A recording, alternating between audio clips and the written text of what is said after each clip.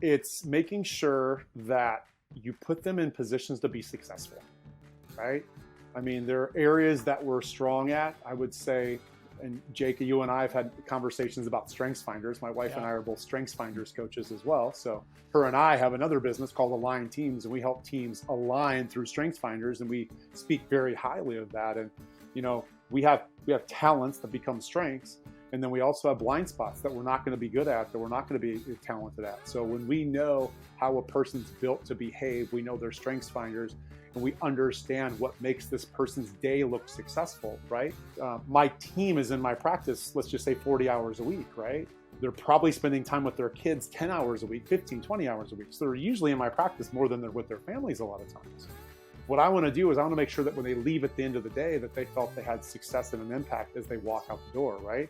If that's not a part of what they feel like during the day, then it just becomes a job for them.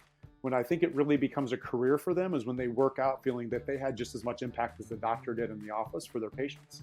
So what we've really done is we've created an atmosphere where each doctor, each team member is successful of how they're built to be successful, and we've given them the tools, the resources, the training to be able to be successful in what they are actually good at, which then hopefully helps with turnover, number one, and hopefully helps, number two, the clients that come into the practice so they don't see new faces all the time. Because there's nothing more than when you walk into your healthcare professional, it's a new doctor, it's a new staff member, you're like, oh geez, you know, they don't know anything about me.